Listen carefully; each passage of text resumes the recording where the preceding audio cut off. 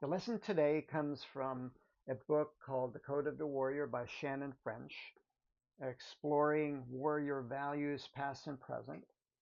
And in it, she's examining warrior cultures around the world. And in particular, the importance of having a warrior code. So that's what we're going to dig into here. First of all, warrior cultures uh, are created so that they can fight more as a unified team. Okay, so how do they do that? Well, to bring in new people into the warrior culture, they, in a sense, indoctrinate them. And don't be too surprised about using a word like indoctrination. We're all kind of brainwashed and indoctrinated and integrated into the groups that we're a part of. It can be helpful to be very conscious in that process, but this is a certain way of indoctrination so that we can create a cohesive team around certain regulations and rules of behavior, certain virtues, certain values. Okay. And in the warrior culture in particular, they have a long tradition and history that they can draw from to understand like where they've come from and what creates this culture. So this all helps them fight as a unified unit and understand themselves in a larger context beyond their individual selfish needs.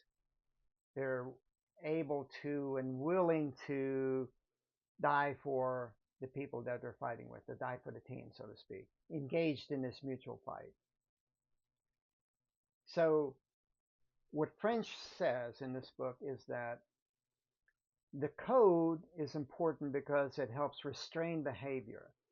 Now, consider that and this is what she advocates, that warriors need to be held to a higher standard. Well, why is that? It's because they learn this life and death skill of killing, and they make decisions around that. And so those decisions need to be guided by a higher moral value, you might say. And this is important for two reasons. Obviously, if you're making decisions to kill other people, then it's important for those other people. But it also impacts the warrior themselves.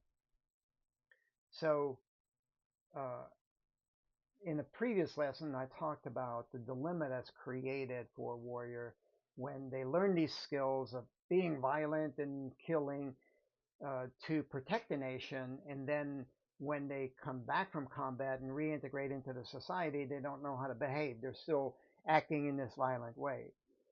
So this is the dilemma. And so if there is some restraint and a code around how they're behaving in combat, then that can help them know how to behave in a more peaceful way, in a more equitable way when they're back in society.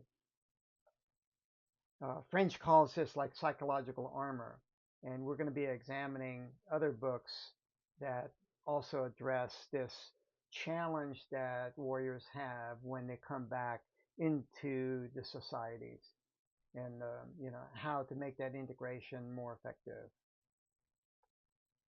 The thing is that warriors want to feel like they uh, interacted in an honorable fight.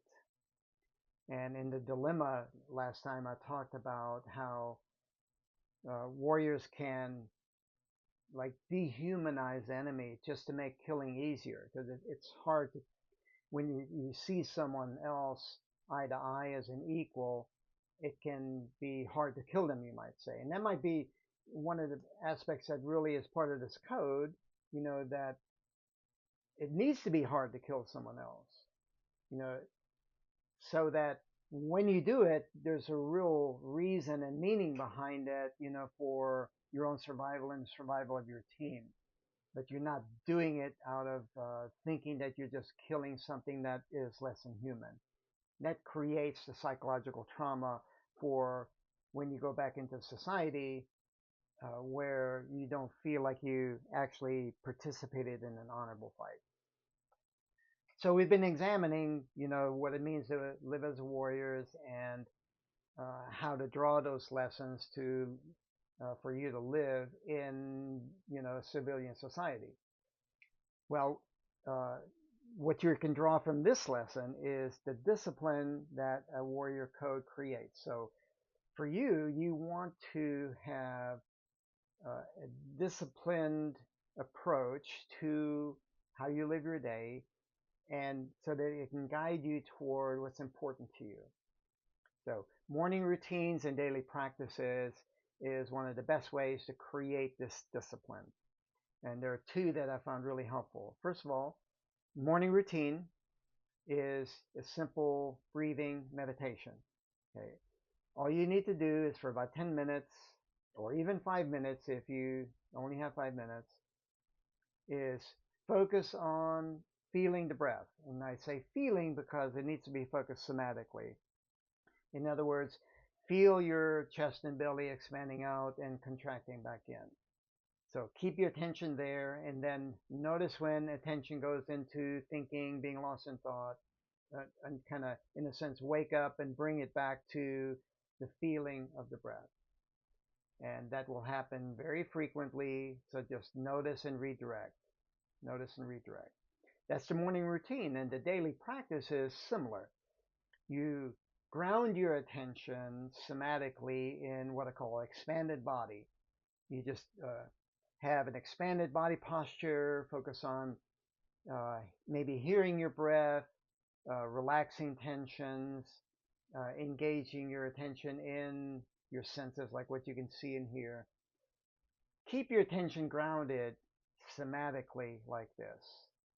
And then again, notice when you're lost in thought, when attention has gone into thinking, and bring it back to that somatic way of focusing your attention.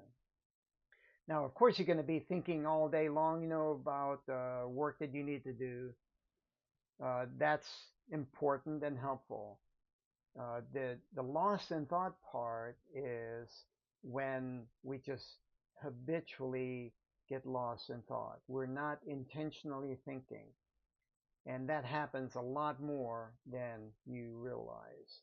So be intentional, focusing attention somatically. Notice when you get lost in thought and redirect it toward having attention in your body. Stay grounded that way.